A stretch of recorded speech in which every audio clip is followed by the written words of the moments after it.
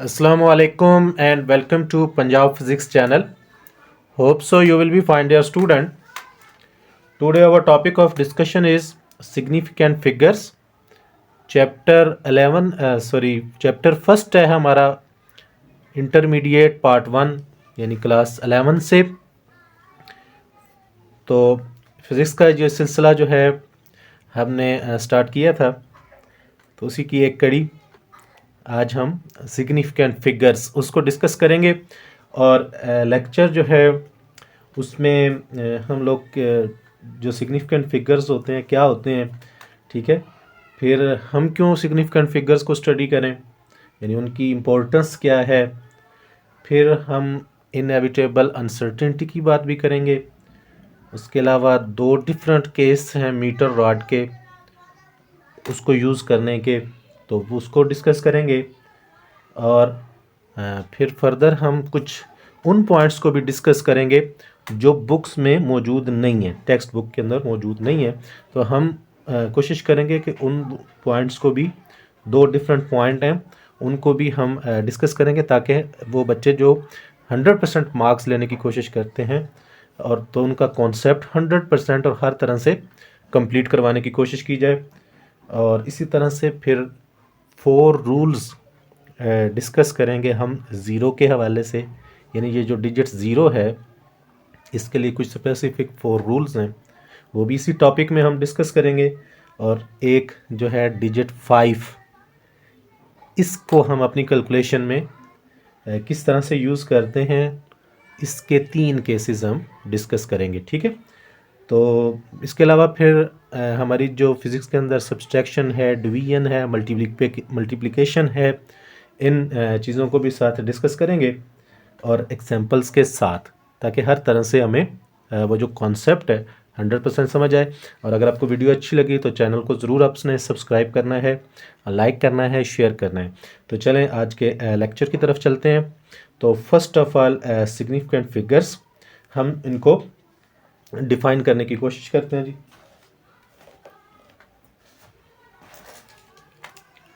सबसे पहले हमारे पास आ जाएगी डेफिनेशन।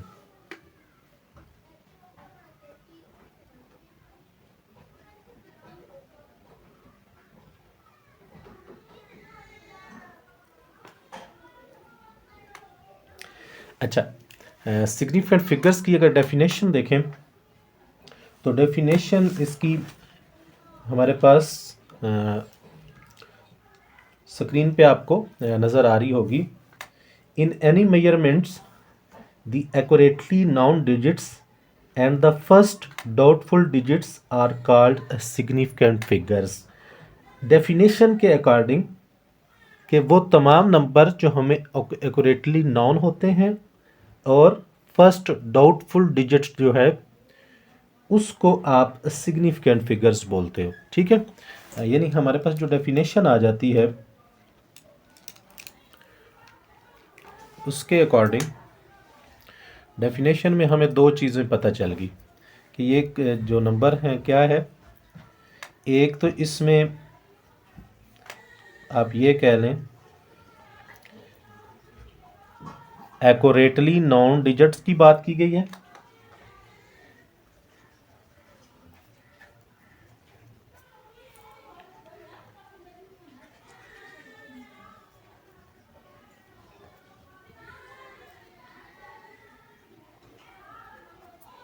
एक्यूरेटली नॉन डिजिट्स, ठीक है।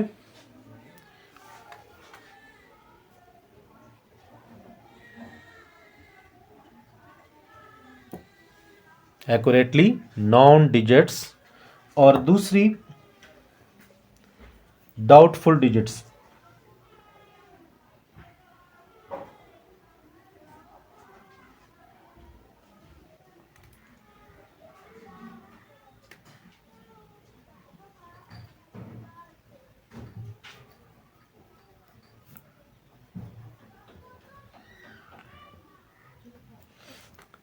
डाउटफुल डिजिट, ये मैंने डिजिट्स नहीं लिखा, ये वर्ड्स ज़रा देखिएगा, ठीक है। एस और यहाँ पे एस नहीं लिखा, ठीक है। तो डेफिनेशन में दो चीज़ें मिल गई हमें कि एक्यूरेटली नॉन डिजिट्स और जो फर्स्ट डाउटफुल डिजिट होता है उसको हम सिग्निफिकेंट फिगर्स बोलते हैं। ठीक है, अब हमें इस डेफिनेशन को अंडरस्टैंड करना है, लेकिन हमें जो डेफिनेशन हमने पढ़ी है उससे हमें उस डेफिनेशन की जो अंडरस्टैंडिंग है वो नहीं हो पा रही। तो इसी चीज़ को हमने एक्सप्लोर करना है। और अब हम इसको अंडरस्टैंड करने के लिए क्या करते हैं कि हम एवरीडे लाइफ से एग्जांपल्स, दो एग्जांपल को डिस्कस करते हैं ताकि हमें ये डेफिनेशन समझ आए।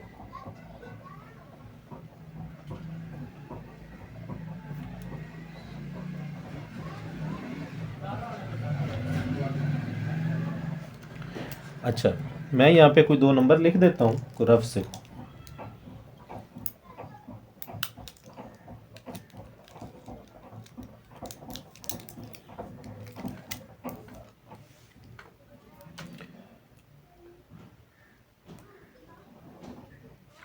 Thirteen point 7 1 2 3। एक नंबर तो ये आपको नज़र आ रहा है। ठीक है, चलें एक नंबर मैं और लिख देता हूँ कोई भी, लेट्स से 11 पॉइंट, चलें 11 को नहीं लिखते, 111 लिख देते हैं, 0.301। क्लियर?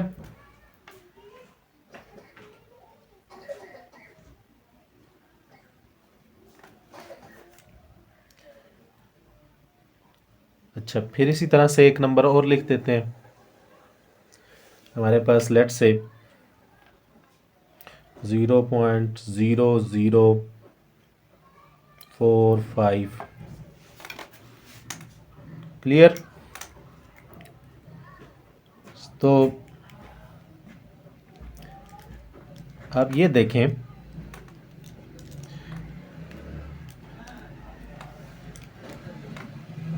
चलो मैं इसको ज़रा ऐसे कर 111.361 ऐसे कर देते हैं। ठीक है, ताकि ज़रा एग्जांपल क्लियर होकर समझे।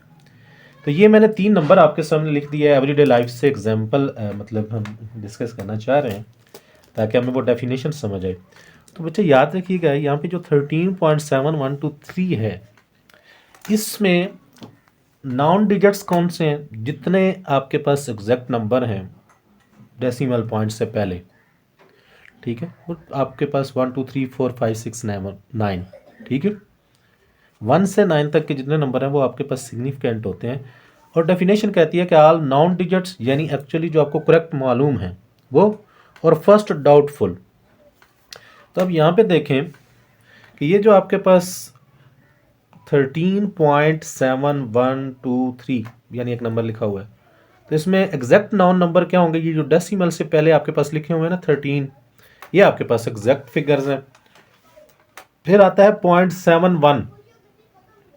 अब 0.71 की अगर बात करें तो इसमें आप देख लें कि ये जो 7 है, या तो ये कुछ थोड़ा सा ज़्यादा है अपनी जो मेजरमेंट 7 लिखी हुई है उससे, क्योंकि ये जो 1 2 3 नंबर आ रहे हैं, ठीक है, इसको इसके अकॉर्डिंग हमें पता चल रहा है कि पैमाइश हमारी 13.7 नहीं है। ठीक है, यानी ये थोड़ा सा 0.7 जो है इससे आगे है, कुछ नंबर जा रहा। तो 7 जो है वो एग्जैक्ट फिगर आपके पास नहीं लिखा हुआ, यानी ये एक डाउटफुल डिजिट लिखा हुआ है ये 7। अगर यानी आप इसको, अब जब आप इसको अपने राउंड ऑफ करके लिखेंगे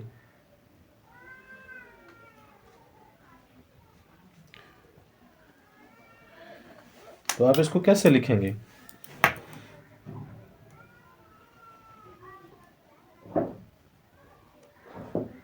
थ्री 3.7।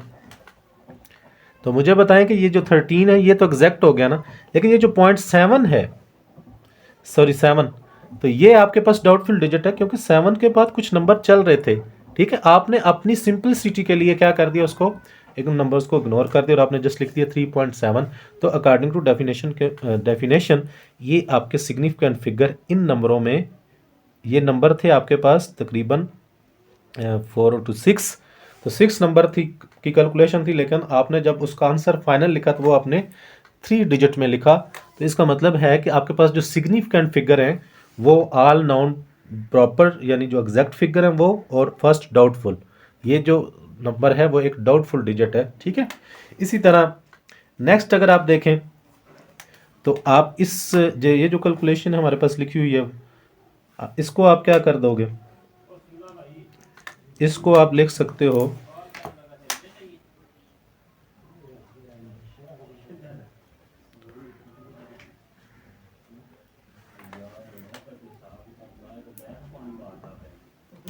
111.4। आप इसको जब आप अपनी कैलकुलेशन में लिखोगे तो 111.4। तो आप देखें आपके पास जो सिग्निफिकेंट फिगर थे वो कितने थे, यानी 6 हैं।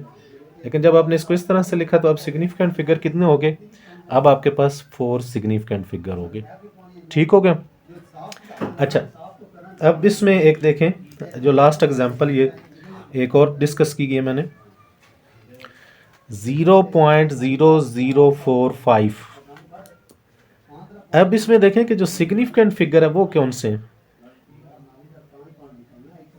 यहाँ पे तो आपने वो डेफिनेशन के मुताबिक देखा कि यानी आपके पास सिग्निफिकेंट फिगर कितने आ गए, इस केस में आपके पास 3 आ गए।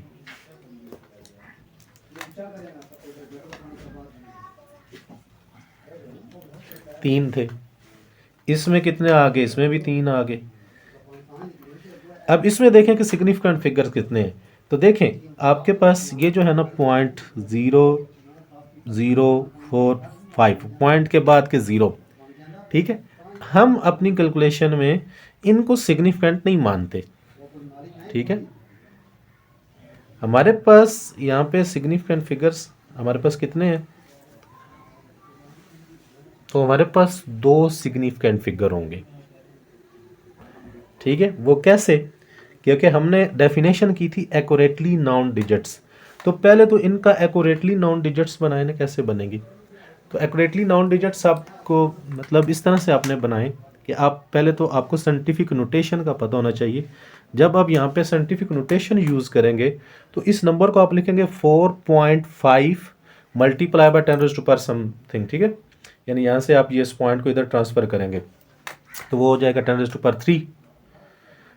तो उसके बाद आपके पास जो नंबर सिग्निफिकेंट होगा 4.5, यानी आपके पास नंबर होगा और साथ 10 की पावर आ जाएगी, ठीक है। तो लेकिन जो सिग्निफिकेंट फिगर आप उसमें लिखेंगे वो कितने लिखेंगे, इसमें सिग्निफिकेंट फिगर कितने होंगे, हमारे पास 2 होंगे। तो ये 3 एग्जाम्पल्स दिए हैं कि थोड़ा सा सिग्निफिकेंट की डेफिनेशन को समझने के लिए कि हम किस तरह से चीज़ें कर रहे होते हैं। कि आपके पास ये तमाम एक्यूरेटली नॉन डिजिट्स और डाउटफुल डिजिट्स जो होता है उसको आप क्या कहते हो, सिग्निफिकेंट, ठीक है। इसमें भी आपको बता दिया कि ये 7 डाउटफुल है। इसमें आप देखें तो ये हमने 4 लिखा, ये 4 एक डाउटफुल डिजिट्स है क्योंकि ये 4 नहीं है। आप देखें ये 111.36 है, ठीक है। तो ये एग्जैक्ट जो है 4 नहीं है, ये तो हमने इसको राउंड ऑफ करके 4 बनाया, तो ये एक डाउटफुल डिजिट हो गया। तो नॉन डिजिट और डाउटफुल डिजिट वो सिग्निफिकेंट है, तो 3 इसमें भी हैं। और इसमें सिग्निफिकेंट फिगर कितने हैं, 2 हैं। और वो किस तरह से, वो भी आपको बता दिया। तो अभी हो सकता है ये जो थर्ड एग्जाम्पल डिस्कस की है वो उसकी अंडरस्टैंडिंग हम फर्दर ज़रा आगे स्टेप में मज़ीद दोबारा से समझेंगे, ठीक है। अभी हमने बहुत आगे जाना है इस कॉन्सेप्ट को लेके। तो यहाँ पे एग्जांपल्स होगी, फिर नेक्स्ट चलें। तो अब हम एवरीडे लाइफ से ये देखना चाह रहे हैं इसकी इम्पोर्टेंस। मतलब क्वेश्चन ये है कि हम जो सिग्निफिकेंट फिगर्स है उसको हम क्यों डिस्कस कर रहे हैं, वाई वी आर स्टडी, हम क्यों इनको पढ़ रहे हैं, ठीक है।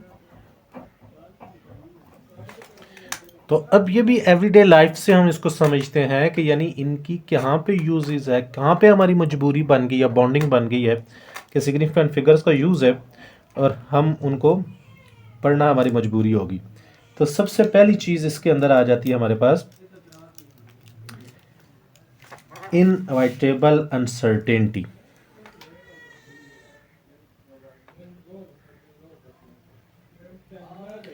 इनएविटेबल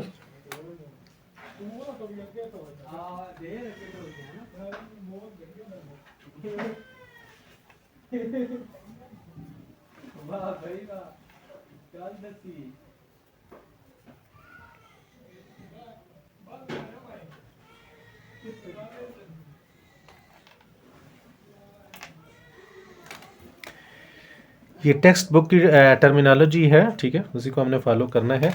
इनएविटेबल अनसर्टेनिटी, इस चीज़ को अंडरस्टैंड करें ताकि हमें समझ आएगी कि हम सिग्निफिकेंट फिगर्स कितने इंपॉर्टेंस है हमारे लिए और हम क्यों इनको स्टडी कर रहे हैं, ठीक है। इनएविटेबल अनसर्टेनिटी, इनएविटेबल का मतलब क्या होता है, यानी एक हतमी, नागुज़ीर, लाजमी, ठीक है, यानी ऐसी चीज़ जिसने तकरीबन होना ही होना हो। इनएविटेबल अनसर्टेनिटी, देखें जिस वक्त भी कोई भी फिजिकल मेजरमेंट्स करते हो आप, ठीक है, किसी भी फिजिकल मेजरमेंट्स के अंदर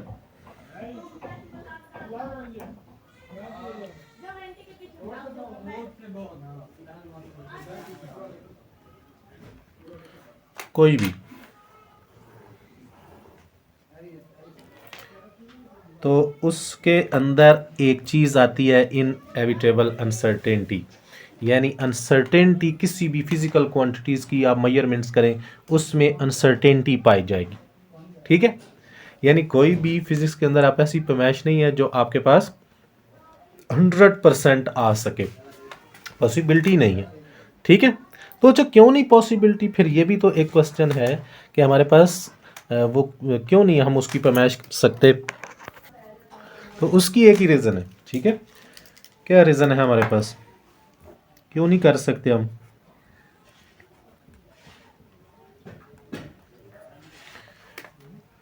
ठीक है, हमारे पास उसकी एक ही रीज़न है और वो है हमारे पास इंस्ट्रूमेंट, ठीक है, इंस्ट्रूमेंट।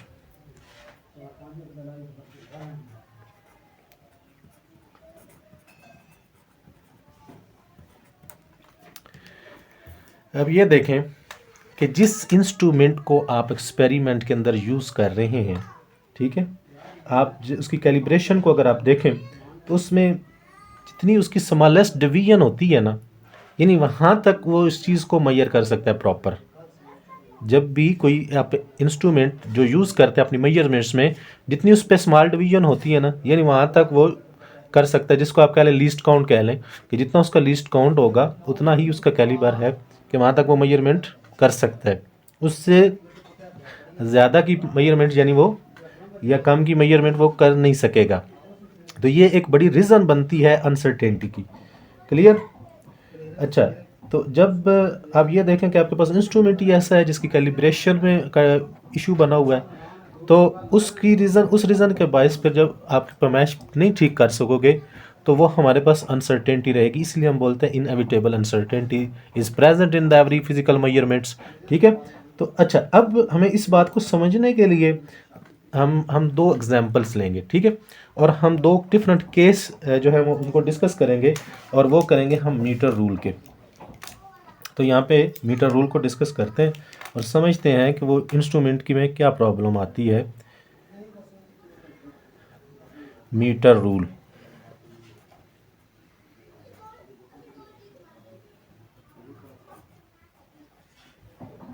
पैमाना, स्केल जिसको आप बोलते हो, ठीक है। इसके दो केस हैं। अब हम इसके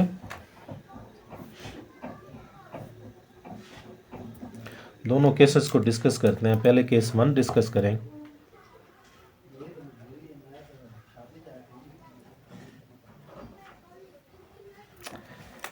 केस 1, और अच्छा ये जहन से नहीं निकालना है, हम किस चीज़ का आंसर तलाश करने की कोशिश कर रहे हैं कि हमारे लिए इसकी एवरीडे लाइफ में क्या एग्जांपल है, मतलब क्या इंपॉर्टेंस है, क्यों, वाई वी आर स्टडिंग।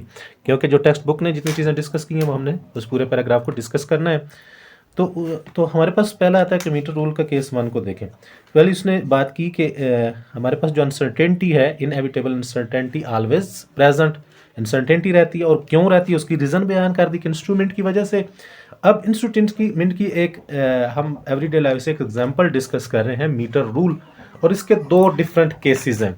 तो दो केसेस हैं और उससे हमें पता चलता है कि क्यों अनसर्टेनिटी आ रही है। अब केस 1 में देखें तो लेट्स से हमने एक पैमाइश की, ठीक है, और उसमें हमारे पास कोई भी लेंथ मेजर की, और लेंथ जो मेजर की है वो लेंथ आ रही है हमारे पास 10.3 और 10.4 सेंटीमीटर, यानी ठीक है, इन दो नंबर के दरमियान में आपके पास लेंथ आ रही है। ठीक है, मुझे बताएं कि अब आपके पास लेंथ की जो एग्जैक्ट मेजरमेंट होगी क्या होगी। तो आपके पास दो ऑप्शन होंगे, एक्सटेंडेड या प्रीवियस। ठीक है, एक्सटेंडेड और प्रीवियस, ये क्या ऑप्शन होता है प्रीवियस और एक्सटेंडेड का। भाई इसमें ये देखें कि अगर आपके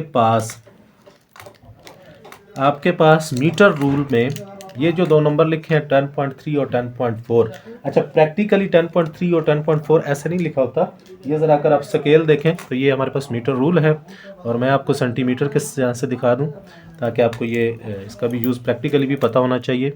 कि यहाँ पे देखें ये 10 है ना, तो इससे आगे ये 10.1 हो जाएगा, ये 2 हो जाएगा, ये 3 हो जाएगा। ठीक है, यहाँ पर ये 10.3 है और ये 10.4।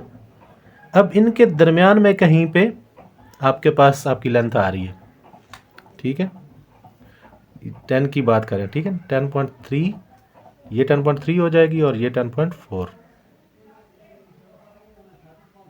बहुत सवाल हैं तो इसलिए मुश्किल है थोड़ा सा, लेकिन हम कोशिश कर रहे हैं समझाने की। 10.3 और 4, ये वाला और ये वाला साथ साथ ही है बिल्कुल। चलें, थोड़ा सा मुश्किल होगा, आप अपने पास आपका स्केल है तो आप वहाँ से देखें। तो अब आप देखें कि ये जो 10.3 है और 10.4, इसमें आप ये देखें कि आपके पास एग्जैक्ट पर मैच क्या होगी। तो अब हम जो रूटीन में एक रूल इस्तेमाल करते हैं रूटीन में, वो ये है कि हम इनके दरमियान एक मिड लाइन, एक मिड पॉइंट उसको देखेंगे। इन दोनों के दरमियान जो मिड पॉइंट है उसमें हम ये देखेंगे कि अगर 10.3 से ये जो मिड पॉइंट है इससे आगे आपकी लेंथ क्रॉस हो गई है इस मिड लाइन से, तो फिर आप 10.4 ही कंसीडर करेंगे, 10.4 ही कंसीडर करेंगे। अब ये एग्जैक्ट 10.4 नहीं होगा, बात समझ आ रही है, ये एग्जैक्ट नहीं होगा, लेकिन हम इसको ऑलमोस्ट 10.4 की सेंस में ही लेंगे कि ये 10.4 है। और अगर आपके पास ये मिड लाइन क्रॉस नहीं होती तो मिड लाइन क्रॉस से पहले का जो नंबर है फिर आप 10.3, इसी को आप बोलते हो, अगर मिड लाइन से क्रॉस कर गई तो फिर एक्सटेंडेड टर्म आप लेंगे यानी 10.4, और अगर मिड लाइन क्रॉस नहीं होगी तो फिर प्रीवियस। ठीक है, इसको आप बोलते हो एक्सटेंडेड और इसको बोलते हैं प्रीवियस। क्लियर? तो मैं कोशिश कर रहा हूँ टेक्स्ट बुक की टर्मिनोलॉजी के साथ हम चलें। तो एक्सटेंडेड भी और प्रीवियस भी, और दोनों किस वजह से होंगी, ये मिड पॉइंट को देख के। एक केस हो गया, इसको आप जहन में रखें एक लम्हे के लिए। अब केस 2 को ज़रा डिस्कस करें और फिर हमें वो ज़रा अंडरस्टैंडिंग हो। केस 2 को डिस्कस करते हैं। अच्छा,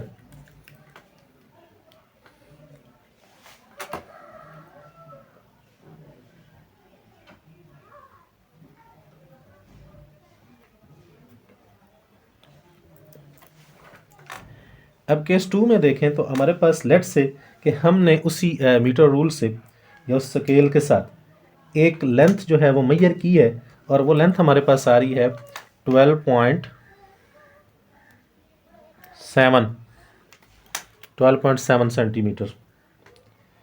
ठीक है, तो अब हमें इसमें दो डॉट्स हैं, यहाँ से हमारे दो डॉट होंगे। कौन कौन से?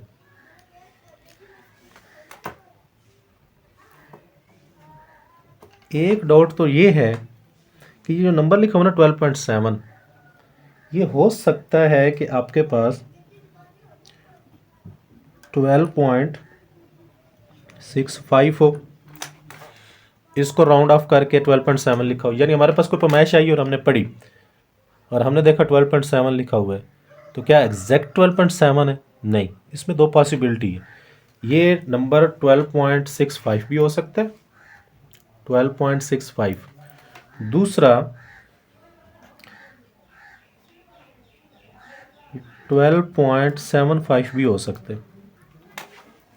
ठीक है, 12.65 भी हो सकता है और 12.75 भी हो सकता है, डिपेंड करता है कि जिस बंदे ने इसकी कैलकुलेशन की, अब उसने इसको राउंड ऑफ में यानी ऑलमोस्ट की सेंस जिसको बोलते हो, उस ऑलमोस्ट की सेंस में उसने इसको कितना लिख दिया। ठीक है,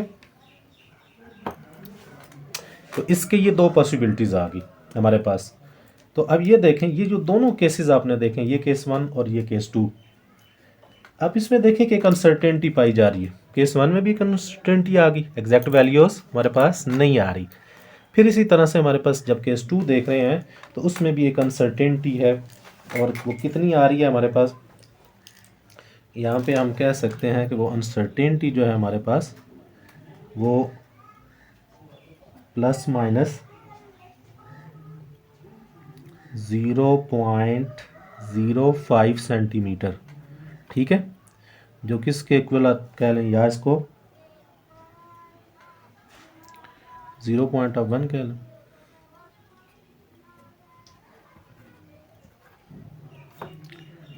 1 सेंटीमीटर। ठीक है, दोनों तरह से आप लिख सकते हैं, 0.05 सेंटीमीटर या 0.1 सेंटीमीटर की अनसर्टेनिटी आ रही, क्योंकि इन दोनों में यानी इस नंबर में अगर आप ये ऐड कर दें तो ये नंबर आ जाएगा, इसमें से सब्ट्रैक्ट कर दें तो ये नंबर आ जाता है, और 0.05 सेंटीमीटर को आप 0.1 भी लिख सकते हैं। ठीक है, तो अगर 5 को आप ख़त्म कर दें तो ये दोनों पॉसिबिलिटीज़ हैं। ठीक है, अच्छा ये जो 0.1 है ये क्या है, ये उस मीटर रूल का क्या है, या उस इंस्ट्रूमेंट का जिससे आपने ये मेजरमेंट की है उसका लीस्ट काउंट है, उसका लीस्ट काउंट है।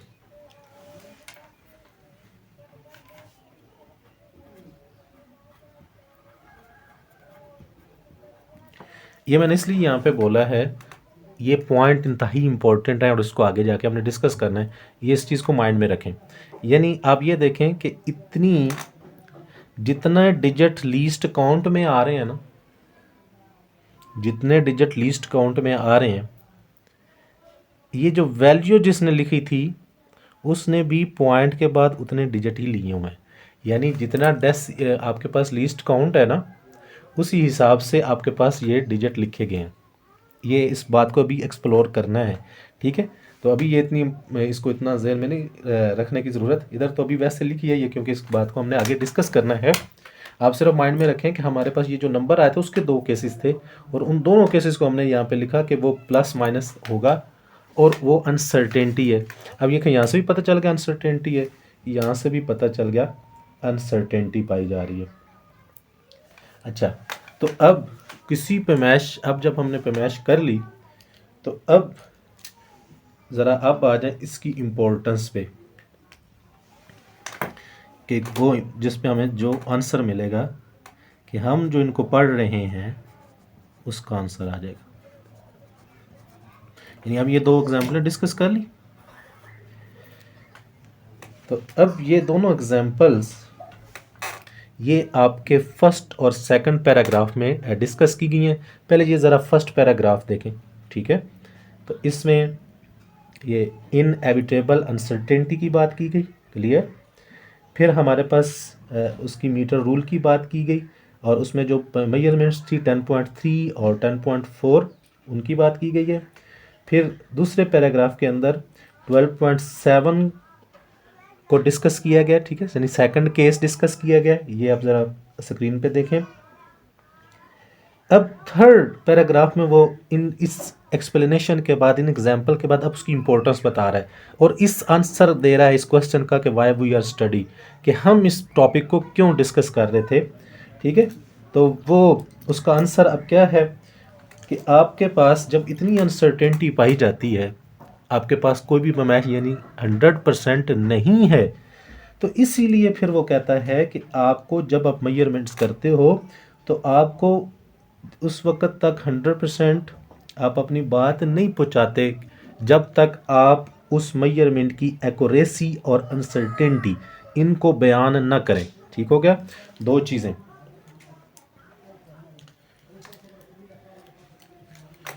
एक आपके पास आ गई एक्यूरेसी,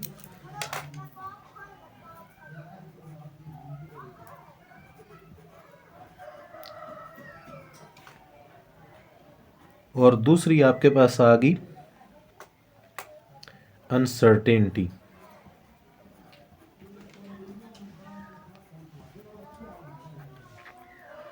एक्यूरेसी और अनसर्टेनिटी, कि इन जब तक आपकी पैमाइश कोई भी है उस वक्त तक वो पैमाइश मुकम्मल नहीं होगी जब तक आप दो चीज़ें बयान नहीं करोगे, यानी एक्यूरेसी और अनसर्टेनिटी दोनों के बारे में।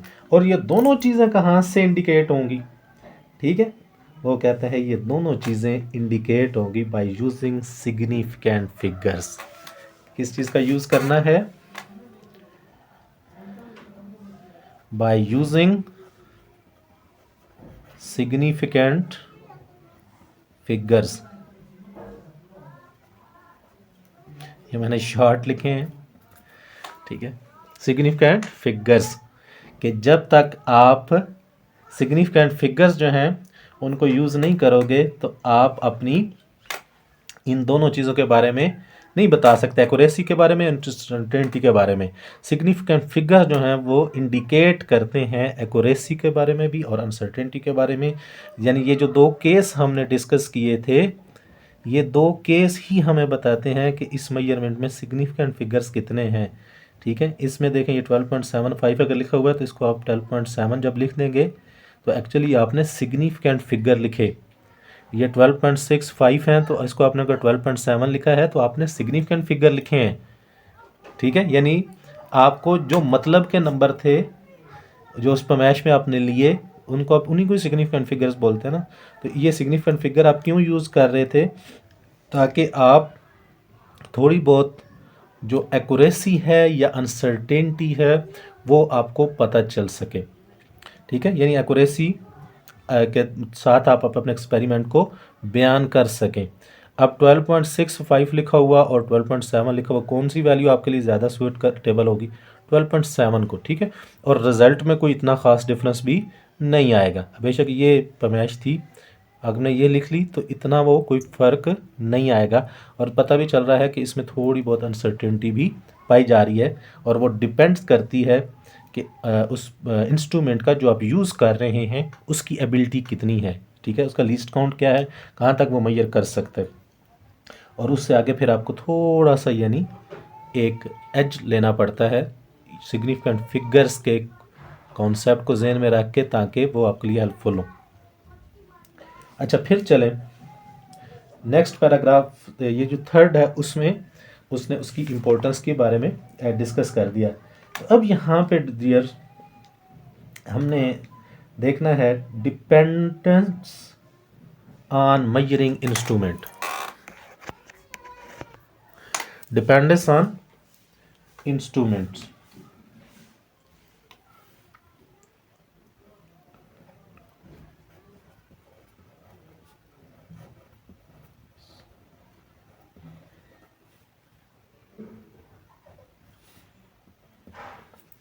यानी कि डिपेंडेंस, सिग्निफिकेंट फिगर्स की डिपेंडेंस इंस्ट्रूमेंट पे है, ठीक है। जो इंस्ट्रूमेंट को आप यूज़ करते हैं मेजरिंग पर्पसेस के लिए, उस पर डिपेंड करते हैं सिग्निफिकेंट फिगर्स, ठीक है। अब देखें कैसे। अब यहाँ पे फिर एक एग्जांपल हम लेंगे और वो एग्जांपल है हमारे पास स्क्रू गेज की, ठीक है। आपने वो वर्नियर कैलिपर्स और स्क्रू गेज को पढ़ा होगा। तो अब देखें कि स्क्रू गेज को आप डिस्कस कर लें थोड़ा सा हम लोग।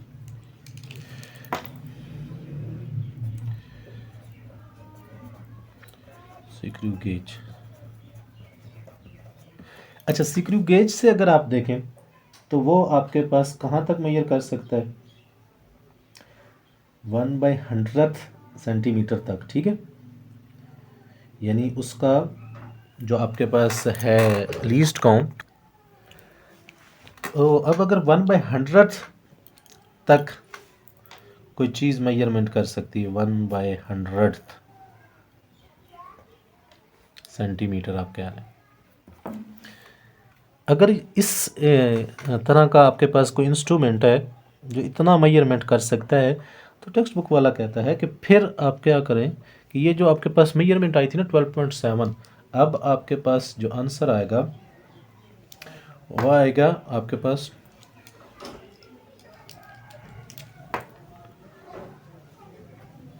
12.70। क्यों? क्योंकि अगर आप यहाँ पे इसका ज़रा इसको लीस्ट काउंट को देखें तो ये आपके पास आ गया 0.01 सेंटीमीटर। तो अब आपके देखें कि आपके पास 12.1/100 जो है, इसको अगर आप सॉल्व करें तो 0.01 आया ना। तो डेसिमल के पास कितने पॉइंट आ रहे हैं? 2 डिजिट आ रहे हैं, 0 और 1। तो इसलिए अब ये जिस चीज़ की पैमाइश के ये करेगा, ये मेजरमेंट करेगा, उसके अंदर भी आपने इस चीज़ का ख्याल रखना होता है कि वो डेसिमल के बाद फिर 2 पॉइंट्स तक आपने रीडिंग लेनी होती है। तो वो कहता है आप 12.7 नहीं लिखोगे बल्कि 12.70 तक आप जाओगे, यानी एक डिजिट और आ जाएगा साथ। तो अब यहाँ पे हमारे लिए एक प्रॉब्लम आ जाती है, वो ये है कि अब हमें ये जानना ज़रूरी हो जाएगा कि अब ये जो पैमाइश आ रही है 12.70, कोई इससे भी ज़्यादा हो सकती है, इससे कम हो सकती है। ठीक है, तो इन दोनों सूरतों में तो आपको सिग्निफिकेंट फिगर्स की ज़रूरत पड़ेगी। ठीक है, यानी 12.70 आ गया, तो अब जो मेजरमेंट्स जो कर रहे थे, अब वो इसको क्या लिखें? 1.07 लिख दें, 12.70 लिखें। ठीक है, या इस ज़ीरो के अलावा कोई और अगर नंबर आ रहा था तो अब उसको कैसे लिखना है। ठीक है, तो इसलिए वो कहता है कि अगर आपके पास जब पैमाइश इस तरह से आ रही होगी, जितना अच्छा इंस्ट्रूमेंट यूज़ करेंगे उतनी अच्छी पैमाइश आ रही होगी, उतने आपके पास जो सिग्निफिकेंट फिगर्स हैं उनकी तादाद भी बढ़ जाती है। ठीक है, सॉरी, डेसिमल के बाद जो पॉइंट्स हैं उनकी तादाद भी बढ़ जाती है। तो इसलिए फिर हमें सिग्निफिकेंट फिगर्स की ज़रूरत है कि अब पॉइंट के बाद काफ़ी नंबर अगर आ रहे हैं तो हम में से अब हमने कौन से नंबर लेने हैं। तो इसके लिए फिर हमें क्या पढ़ना पड़ेगा? वो कहता है कि इसके लिए फिर आपको स्पेसिफिक रूल्स पढ़ने पड़ेंगे। ठीक है, आपके पास जो सिग्निफिकेंट फिगर्स हैं उनके रूल्स पढ़ने पड़ेंगे कि बस कौन कौन से आपके पास जो हैं वो रूल्स हैं, किन रूल्स के तहत आप जब कोई मेजरमेंट्स करते हो तो आपको पता चलता है कि ये उसमें ये सिग्निफिकेंट फिगर्स हैं। ठीक है, और जब सिग्निफिकेंट फिगर्स आपको पता चलते हैं तो वो ही आपके पास रीज़नेबल भी होते हैं और वो ही रिलायबल भी होते हैं। ठीक है, और ये बात इस पैराग्राफ में लिखी गई है। ये ज़रा स्क्रीन पे पैराग्राफ देख लीजिए कि उसकी इस पैराग्राफ की ये फर्स्ट 2 लाइनों में ये बात लिखी गई है कि रीज़नेबल भी होते हैं, रिलायबल भी होते हैं। ठीक है, और जिस एग्जाम्पल को 12.70 को डिस्कस किया गया वो भी हमने यहाँ पे डिस्कस कर दी कि उसका क्या मतलब है। क्लियर? और इसमें डिपेंडेंस की बात की गई थी कि एक्चुअली इंस्ट्रूमेंट पे डिपेंड करते हैं सिग्निफिकेंट फिगर्स। तो अब हमें इतनी चीज़ों के बाद पता चल गया कि अब हमें इनके रूल सीखने चाहिए और हमें पता होना चाहिए कि सिग्निफिकेंट फिगर्स क्या हैं, ताकि हम अपनी मेजरमेंट्स पे रिलाय भी कर सकें और वो मेजरमेंट्स हमारे लिए रीज़नेबल भी होंगी किसी थर्ड पर्सन के लिए भी। क्लियर? तो अब यहाँ पे हमारे पास आ जाते हैं रूल्स। तो रूल्स के अंदर हमारे पास जो फर्स्ट रूल है वो आता है all digits 1 2 3 4 5 6 7 8 9 are significant, however 0 may or may not be significant. In case of 0 following rules may be adopted। ये आपकी टेक्स्ट बुक की वर्डिंग है, स्क्रीन पे देखें ज़रा, इस रूल्स को देखें। तो इसके अकॉर्डिंग अब जो हमारे पास फर्स्ट पॉइंट आता है वो ये आता है कि आपके पास 1 2 3 4 5 6 7 8 और 9 ये नंबर जो हैं, तो ये सारे डिजिट 1 से 9 तक आपके पास सिग्निफिकेंट हैं। अच्छा, अब इस जगह पे एक कॉन्सेप्चुअल बात आ गई जो बुक ने एक्सप्लेन नहीं की। इस पॉइंट को ज़रा समझें। मेरा आपसे एक क्वेश्चन है कि अब ये देखें कि मैं अब नंबर लिखता हूँ दो ना, आप इन दो नंबरों को देखें। ठीक है,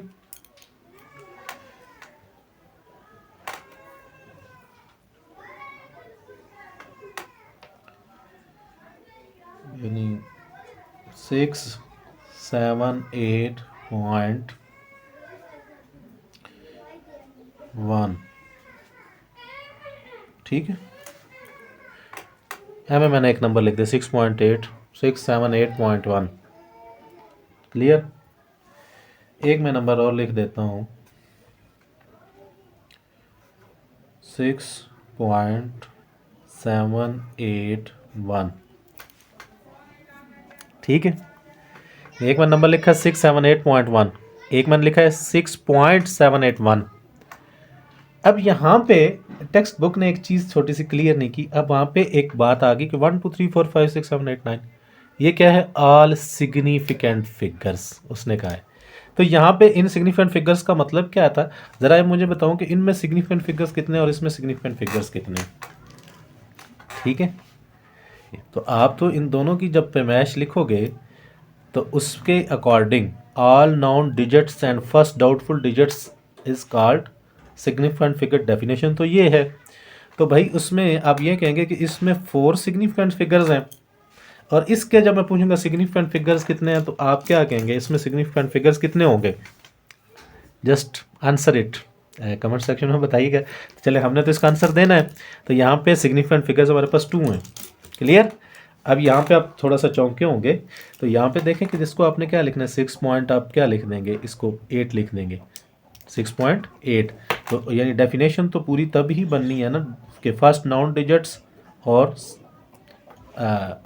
डाउटफुल डिजिट्स। ठीक है, इसमें ये नाउन डिजिट और ये डाउटफुल, इसमें क्या है, ये नाउन और ये डाउटफुल डिजिट। ठीक हो गया, आपके पास आ गया। तो डेफिनेशन के अकॉर्डिंग अब इसमें कितने सिग्निफिकेंट फिगर बन गए, 2। इसमें कितने सिग्निफिकेंट फिगर हैं, 4। कितना बड़ा डिफरेंस आ गया, कि बात समझ आ रही है। तो भाई इस पॉइंट को ज़रा क्लियर कीजिए और इस कंसेप्ट को क्लियर कीजिए कि इन 1 2 3 4 का मतलब एक्चुअली ये बात करने का है कि ये डेसिमल से पहले की बात की जा रही है, कि उन पे तो कोई मतलब दो राय ही नहीं है कि जो डेसिमल पॉइंट से पहले कोई भी डिजिट होगा 1 2 3 4 5 6 7 8 9, वो क्या होंगे, वो सारे सिग्निफिकेंट होंगे। डेसिमल पॉइंट के बाद क्या वो सारे सिग्निफिकेंट होंगे, तो नहीं, फिर डेसिमल पॉइंट के बाद ऐसा नहीं होगा। ठीक है, जिस तरह से मैंने अभी बात की, इस पैमाइश को आप मेजरमेंट्स को क्या लिखोगे, इस पॉइंट को आप यानी ये लिख दोगे ना, तो अब डेसिमल पॉइंट के बाद आपके पास ये अब सिग्निफिकेंट होगे। अगर इसमें देखें तो क्या ये सारे ही सिग्निफिकेंट है, तो नहीं, आप अपने इधर नहीं लेने। एक्सरसाइज में इसके रिलेटेड एक क्वेश्चन भी है। ठीक है, शायद तो आपको वो पाबंद करता है, एक न्यूमेरिकल शायद है फिजिक्स में कहीं पे, कि आपने कहाँ तक पैमाइश को लेना होता है। ठीक है, तो फिर उतने ही सिग्निफिकेंट फिगर्स होंगे। तो चलिए, ये 2 केस आपके सामने रखने थे। तो ये डेसिमल पॉइंट से पहले की एक्चुअली बात है। अच्छा, फिर यहाँ पे अब इस फर्स्ट रूल की एक्सटेंशन है, क्योंकि इसमें उसने 9 डिजिट तो शामिल किया, 10वां डिजिट शामिल नहीं किया था, और वो जो 10वां डिजिट था वो है आपके पास 0। ठीक है, तो मैंने कहा था कि हमने 0 के कितने डिस्कस करने हैं, हमारे पास 0 के 4 केसेस हैं, डिफरेंट केसेस। हमने 0 के वो 4 केसेस डिस्कस करने हैं। तो ये जो ब्लैक में लिखे हुए हैं ना 9 नंबर, अब हम ये देखते हैं कि केस 1 2 3 4 करके डिस्कस करते हैं। अच्छा, 0 का फर्स्ट केस,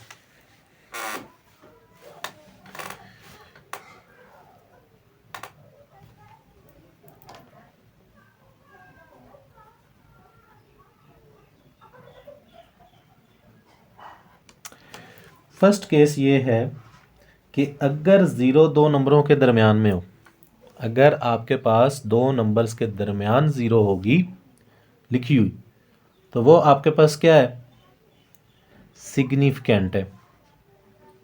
ठीक है, वो आपके पास क्या है, सिग्निफिकेंट है। 2 0 के दरमियान में लिखी हुई आपके पास 0, वो सिग्निफिकेंट होगी। अच्छा, अब यहाँ पे फिर टेक्स्ट बुक ने यहाँ पे एक एग्जाम्पल नहीं दी, तो यहाँ पे हम फिर इस एग्जाम्पल को लेंगे और एग्जाम्पल के साथ उस चीज़ को डिस्कस करेंगे कि हमारे पास आ जाता है 10.007। अब आप इस नंबर को देखें ज़रा, 10.007 को, तो इसमें आपके पास 10.007 जो है, इसमें आपके पास जितनी इनके दरमियान में ज़ीरोज़ आ रही हैं ये सिग्निफिकेंट हैं, डेसिमल पॉइंट के बाद भी या डेसिमल पॉइंट से पहले भी। ठीक है, ये नंबर 1 भी और नंबर 7 भी, ये आपके पास अगर मेजरमेंट्स आ रही हैं तो इसके केस में आपके पास क्या है कि ये सारी ज़ीरो इम्पोर्टेंट हैं। ठीक है, अच्छा यहाँ पे मैं एक पॉइंट और भी सॉरी क्लियर कर दूँ कि अगर यानी आपके पास मेजरमेंट 6.781 यानी आपने किसी इंस्ट्रूमेंट्स में ली और इतनी ही आ गई और इतनी ही आप यानी कोई ऐसा इंस्ट्रूमेंट है कि वो पॉइंट के बाद थर्ड यानी आप 1000 पार तक की मेजरमेंट्स कर सकता है। ठीक है, तो आपके पास ये नंबर आ रहे हैं, तो अब आपने किसी जगह पर एग्जैक्ट मेजरमेंट इतनी ही लिखी है और राउंड ऑफ किए ही नहीं, तो फिर इस केस में मतलब सिग्निफिकेंट फिगर्स क्या होंगे? तो फिर सिग्निफिकेंट फिगर्स ज़हन में रखिएगा। फिर अगर कोई इस तरह का केस बन जाए तो यानी ये चारों नंबर सिग्निफिकेंट होंगे, ये ज़हन में रखिएगा। ये एक बड़ी टेक्निकल बात है क्योंकि यहाँ पे देखें ना एक्चुअली हम राउंड ऑफ कर देते हैं। ठीक है, तो आपके पास जो सिग्निफिकेंट फिगर्स हैं उसकी डेफिनेशन के अकॉर्डिंग मैंने ये बात लिखी है 6.8 कि फर्स्ट नाउन आपके पास नाउन ऑल नाउन डिजिट्स और फर्स्ट डाउटफुल डिजिट्स।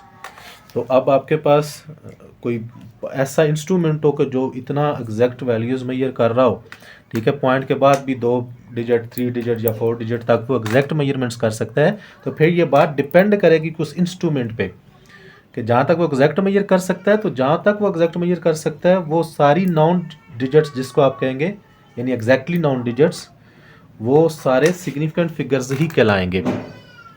ठीक है, तो केस 1 यहाँ पे 10.007 यानी ये एग्जाम्पल आपको दे दी, जो बुक ने नहीं दी तो हमने आपको example they the.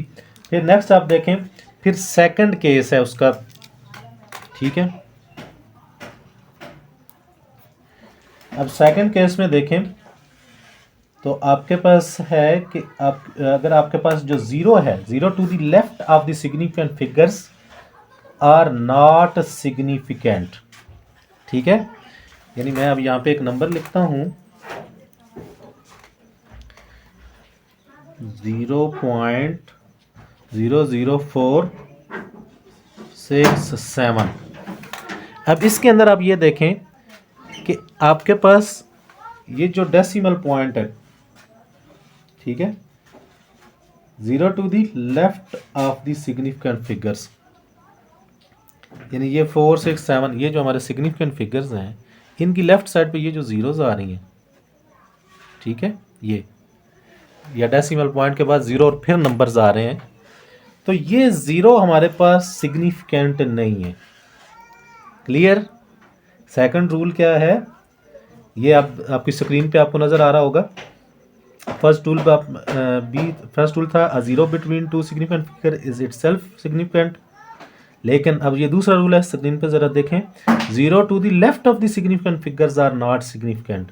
For example, none of the zero in 0.00467, यानी आपके पास ये जो नंबर है 0.00467, इसमें ये जो ज़ीरो आ रही है डेसिमल पॉइंट के बाद, ये सिग्निफिकेंट नहीं है।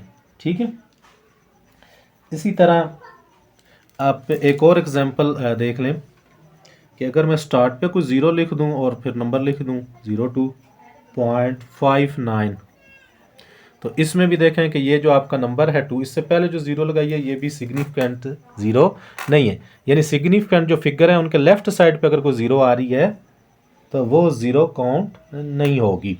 फिर चलें नेक्स्ट, आपके पास आ जाता है केस 3।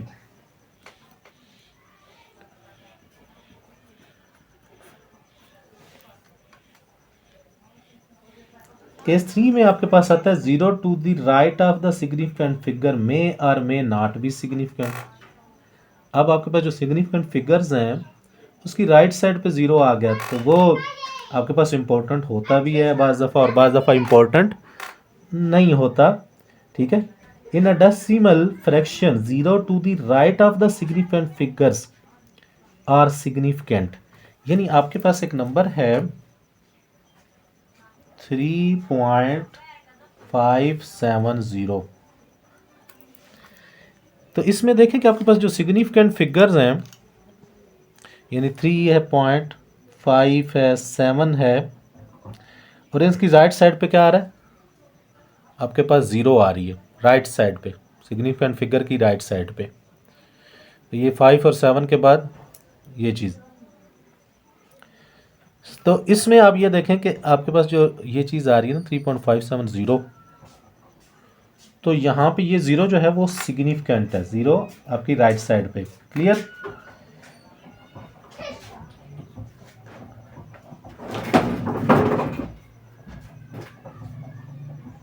फिर एक और फिगर हम लेते हैं 7.4000। अब ये सारे फिगर भी सिग्निफिकेंट हैं, क्यों? आपके पास ये 7 4 जो सिग्निफिकेंट फिगर्स हैं, इनके राइट साइड पे जितनी 0 आ रही हैं वो क्या है, वो आपके पास सिग्निफिकेंट हैं। अच्छा, अब एक और नंबर यहाँ पे दिया गया है, इंटीजर्स की बात की गई है, 8000 किलोग्राम।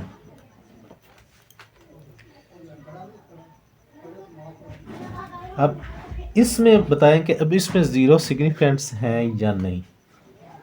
ठीक है, तो ये इसमें जो सिग्निफिकेंस है कि इसमें कितने सिग्निफिकेंट फिगर हैं, ये कहता है कि डिपेंड करेगा इंस्ट्रूमेंट से, कि इस इंस्ट्रूमेंट से आपने चीज़ की मेजरमेंट की है। अगेन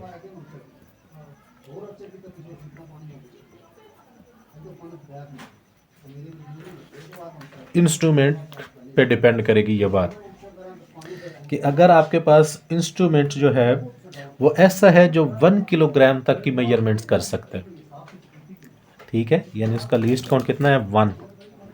अगर वो 1 किलोग्राम तक की मेजरमेंट्स कर सकता है तो आपके पास सिग्निफिकेंट फिगर 4 होंगे। ठीक है, यानी ये चारों सिग्निफिकेंट फिगर होंगे। और अगर आपके पास जो इंस्ट्रूमेंट है वो 10 किलोग्राम तक कर सकता है, अब यहाँ पे ये टेक्स्ट बुक ने ये बात लिखी है और यहाँ पे हमारे स्टूडेंट कंफ्यूज हो जाते हैं, ये क्या मतलब है।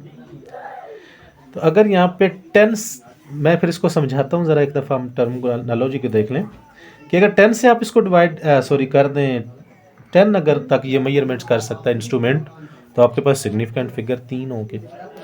और इसी तरह अगर 100 आपके पास 100 हो, तो 100 तक, यानी 100 किलोग्राम उसका लीस्ट काउंट हो, कि 100 तक की पैमाइश कर सकता है और उससे कम की नहीं कर सकता, तो आपके पास सिग्निफिकेंट फिगर 2 हो जाएंगे, 2। अब ये कैसे हम चेक करते हैं, अब आप ये देखें, आपको एक लेवल पे आसान तरीके से बता देता हूँ, कि आप ये देखिएगा कि जितना, यानी वो बता रहे हैं ना नंबर इंस्ट्रूमेंट का, कि इंस्ट्रूमेंट आपके पास 1 kg तक मेजर कर सकता है लीस्ट काउंट, उस नंबर से इस रकम को, इस फिगर को डिवाइड कर दें, तो आपके पास जो आंसर आएगा वो कितने फिगर्स का आएगा, 4 फिगर में। तो आप देख लीजिएगा सिग्निफिकेंट फिगर आप कहेंगे कि 4 होंगे। अब आपके पास अगर वो कहता है कि 10 तक वो मेजर कर सकता है, उसका लीस्ट काउंट 10 है, तो आप 10 से इसको डिवाइड कर दें, जो आंसर आएगा वो आपका कितना फिगर में आएगा, 3 में। तो आप कहेंगे कि 3 सिग्निफिकेंट फिगर्स हैं। ठीक है, इसी तरह अगर आप 100 की बात की जाए कि 100 तक मेजर कर सकता है, तो 100 से डिवाइड करें तो आपके पास आंसर क्या आएगा, आपके पास यानी 2 डिजिट्स में आएगा, तो आप कहेंगे कि 2 सिग्निफिकेंट फिगर्स हैं। क्लियर? तो यानी डिपेंड्स ऑन इंस्ट्रूमेंट।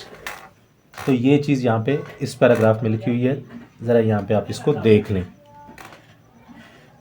क्लियर? कि यानी लीस्ट काउंट की बात की गई है, कि अगर वो लीस्ट काउंट जितना होगा उस हिसाब से ये मेजरमेंट्स होंगी। फिर आपके पास केस 4 आ जाता है, पावर ऑफ 10।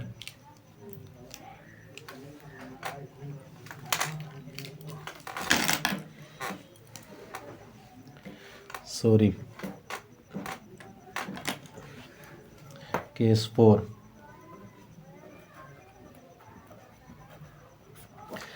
पावर ऑफ 10 का मैंने कहा। अच्छा, अब आप देखें कि ये जो आपके पास साइंटिफिक नोटेशन होती है, साइंटिफिक नोटेशन या स्टैंडर्ड फॉर्म, जब आप किसी नंबर को स्टैंडर्ड फॉर्म में लिखते हो या साइंटिफिक नोटेशन में लिखते हो, तो उस वक़्त जो 10 की पावर लिखी हुई है उसके अलावा बाकी सारे नंबर जो हैं आपके सिग्निफिकेंट होते हैं। एग्जाम्पल लेते हैं यहाँ पे भी,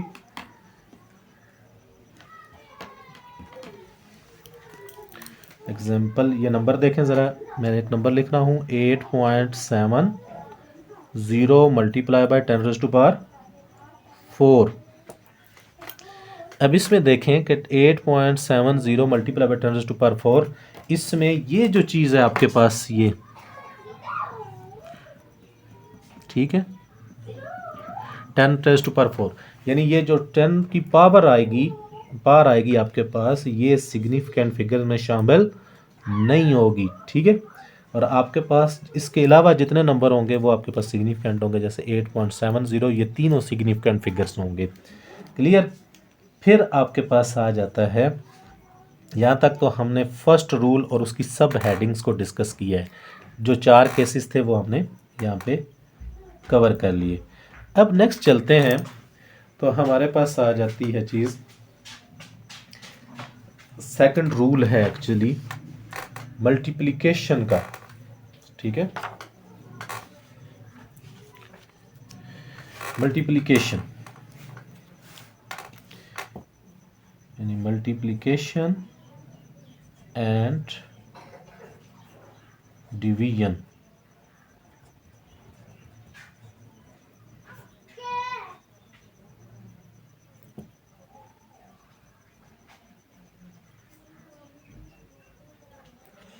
मल्टीप्लिकेशन एंड डिवीजन ये केस है कि अगर आपके पास अब कुछ नंबरों को आप जब कर रहे होते हैं, यानी प्रोडक्ट ले रहे होते हैं या उसको डिवाइड करते हैं, तो जो कोशंट आपको मिलता है, कोशंट का मतलब क्या होता है, हासिल तकसीम बोलते हो उर्दू में आप, हासिल तकसीम, यानी जब कुछ नंबरों को आप मल्टीप्लाई करते हो या डिवाइड करते हो, तो उस वक़्त जब आपको तकसीम करते हो, डिवाइड करते हो किसी भी चीज़ को किसी चीज़ से, तो जो आंसर आता है उसको आप बोलते हो क्वेश्चन, यानी हासिल तकसीम।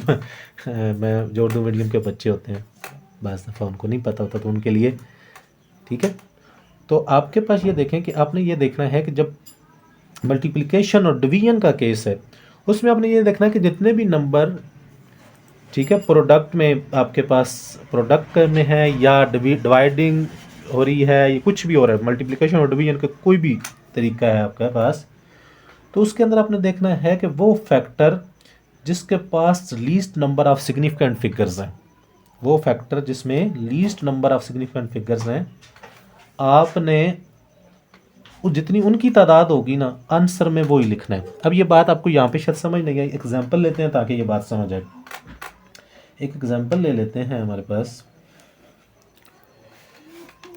एक नंबर है 5.348 मल्टीप्लाई बाय 10⁻⁻² और multiply 3.64 multiply by 10⁻⁴ divided by 1.336।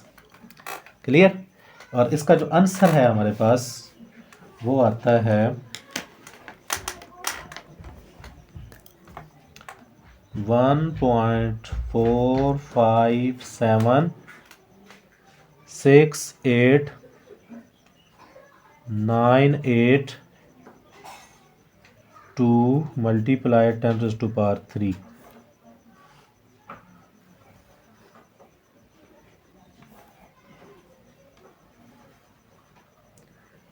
ये आंसर आता है हमारे पास इस नंबर का। अब इस कैलकुलेशन में देखें, 3 डिफरेंट नंबर आपस में क्या कर रहे हैं, 2 नंबर मल्टीप्लाई हो रही हैं और थर्ड उनको डिवाइड कर रहे हैं, ठीक है, थर्ड से वो डिवाइड हो रहे हैं। तो यहाँ पे ये जो प्रोडक्ट हासिल होगी आपको, यानी इसको ने यहाँ से इससे डिवाइड होना है, तो इन नंबरों की डिवीजन के बाद जो आंसर होगा वो आपके पास आंसर आया 1.4578768982 मल्टीप्लाई बाय 10⁻³ तो आप ये देखें इसमें नंबर कितने आ रहे हैं, 4। तो हमने रूल पढ़ा है कि 10 की पावर के अलावा जितने नंबर होंगे वो सारे सिग्निफिकेंट होंगे। तो यहाँ पे आ गया हमारे पास सिग्निफिकेंट फिगर 4। इसमें देखें 3, इसमें कितने आ रहे हैं, यानी इसमें भी 4 बन रहे हैं, 1.336 यानी 4 डिजिट आ रहे हैं, इसमें 3 आ रहे हैं, इसमें भी 4 आ रहे हैं। तो रूल ये है कि जिसमें least number of significant figure होंगे आंसर आपने उतना लिखना है। इसमें देखें तो इसमें हमारे पास जो लीस्ट फैक्टर आ रहा है वो आ रहा है 3.64, लीस्ट एक्यूरेट। ठीक है, तो इसमें कितने हैं सिग्निफिकेंट फिगर? 3 सिग्निफिकेंट फिगर्स हैं। कितने? 3 सिग्निफिकेंट फिगर्स हैं। तो अब आप यहाँ पे देखें कि आपके पास 3 सिग्निफिकेंट फिगर है, तो आंसर आपने कितना लेना है? 3 फिगर्स तक, 3 फिगर तक, यानी यहाँ तक आप ले सकते हैं। उसके बाद का ये जो सारा आंसर है ये वाला, अब इसका क्या करें?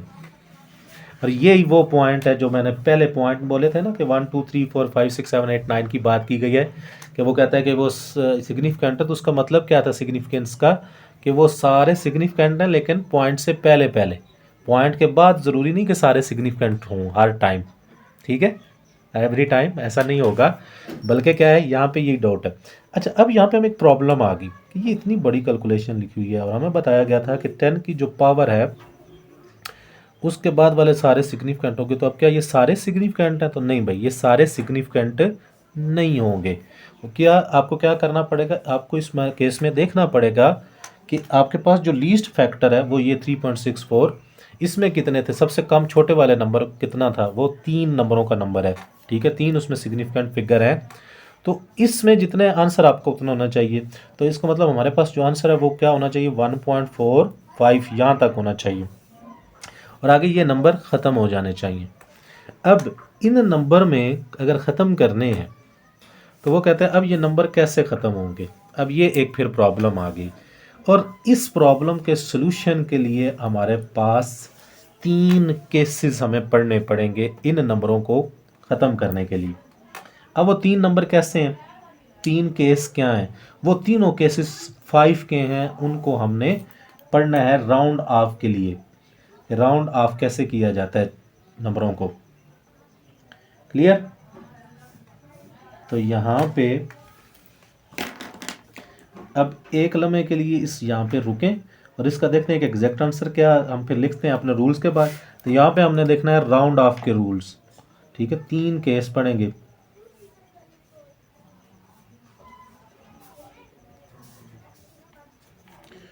राउंड ऑफ, और ये 5 के 3 केसेस हमने यहाँ पे डिस्कस करने हैं। पहली बात ये है कि आपको अब यहाँ पे देखें कि आपने ये सारे नंबर ड्रॉप करने हैं। ठीक है, तो वो नंबर जिसको आप ड्रॉप करने लगे यहाँ 7, यानी इससे से ख़त्म करना है ना बात को, तो यहाँ से ड्रॉप आपने करना चाह रहे हैं। अब आप देखें कि ये जो 7 है, अब पहले देखें केस 1 को डिस्कस करें।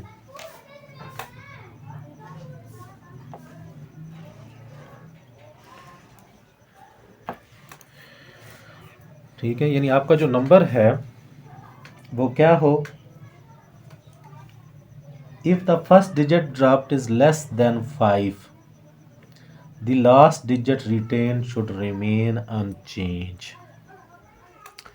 यानी आपका जो नंबर है n, लेट से कोई n नंबर है जिसको आप ड्रॉप करना चाह रहे हैं, वो क्या हो?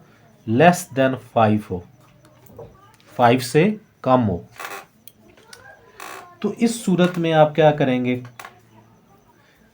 कि आपने यानी कुछ भी नहीं करना, सिंपली ड्रॉप कर देने। यानी अगर यहाँ पे ये 4 होता, 3 होता, 2 होता, 1 होता, तो हम सिंपल इसको ड्रॉप कर देते, ख़त्म कर देते और हमारा आंसर हो जाता 1.45, केस 1। अब अगर ज़रा केस 2 की बात करें,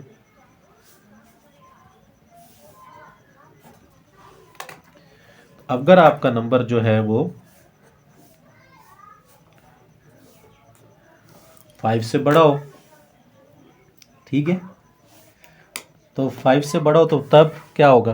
तो अगर 5 से बड़ा होगा तो आपने अपने इससे प्रीवियस नंबर के अंदर एक नंबर ऐड कर देना है। ठीक है, आपने इफ द यानी first digit dropped is more than 5, the digit to be retained is increased by 1। ठीक है, यानी आपके पास जो उससे पहले वाला नंबर होगा उसमें आप एक नंबर का इंक्रीज कर देंगे। तो अब अगर यहाँ पे देखें ये जो 7 आ रहा है ये 5 से बड़ा है। तो हम इसको अगर ख़त्म करना है तो हमने क्या करना है, यहाँ पे 5 में एक ऐड कर देना है, तो यहाँ पे ये आंसर हो जाएगा 1.46। ठीक है, अब आ गया इंतहाई टेक्निकल, और इसमें भी बुक ने एक डाउट डाल दिया हमें, और उस डाउट को यहाँ पे जो बुक ने एक्सप्लेन नहीं किया, कोशिश करेंगे उसको भी हम उस पॉइंट को और उस नुक्ते की तरफ इशारा कर दूँ कि अब केस 3 जो है हमारे पास वो क्या है।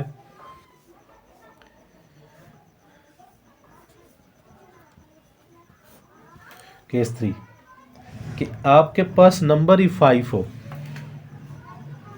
क्या हो, नंबर आपके पास 5 ही हो, यानी जिसको ड्रॉप करना है वो क्या खुद ही नंबर ही 5 हो, यानी ये 7 ना हो बल्कि क्या हो, 5 हो।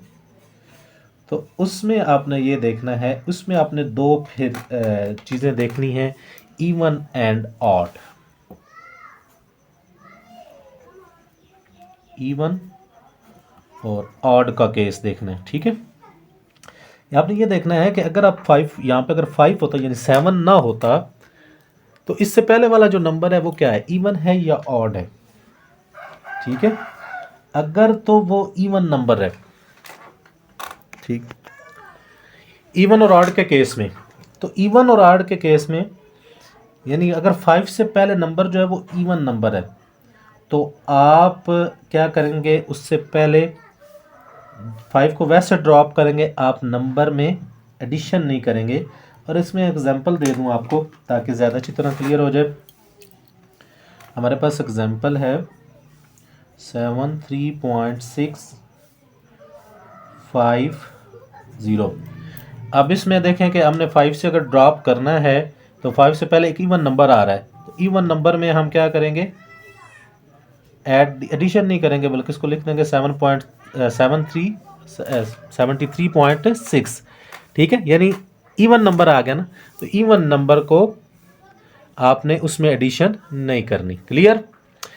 ऑड का केस देखें ज़रा, कि अगर आपके पास ऑड आ रही है वैल्यू, यानी आपके पास आ रहा है 43.75, तो अब इसमें क्या करना है, आपने यहाँ पे एडिशन कर देनी है, इसको आप लिख देंगे 43.8। तो आपको ये सारा रूल समझ आ रहे होंगे कि किस तरह से उसने राउंड ऑफ किया है। तो ये हमारे पास थे नंबर 5 जो है उसके केस को हम लेकर चले। लिहाजा अब उसके अकॉर्डिंग अब यहाँ पे हम अगर इस कैलकुलेशन का आंसर निकले तो हमारे पास आंसर कितना आता है, 1.46।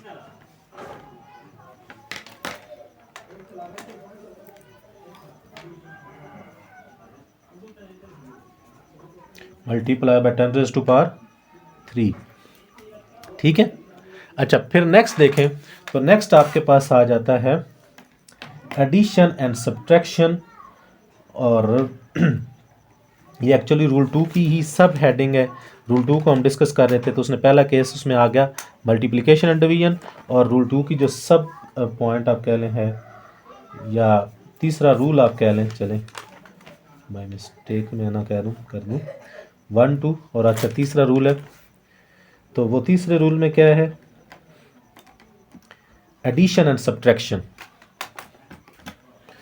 एडिशन यानी प्लस और माइनस, यानी आप जब नंबरों को प्लस और माइनस करें तो तब क्या होगा, तो इसमें आपके पास जो रूल है कि इन एडिंग और subtracting number the number of decimal places retain in the answer should be equal the smallest number of decimal place in any of the quantity being added और सब्ट्रैक्टेड।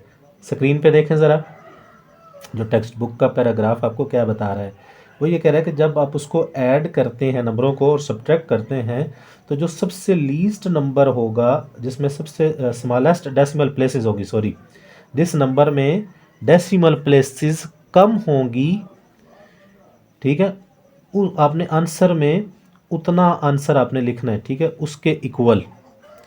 तो नहीं ना समझ आया तो यहाँ पे एग्जांपल लेते हैं, ठीक है, आप फिर एग्जांपल देख लीजिएगा तो आपको ये क्लियर होगा। यानी मेरे पास ये 3 नंबर हैं, मैं उनको ऐड कर देता हूँ।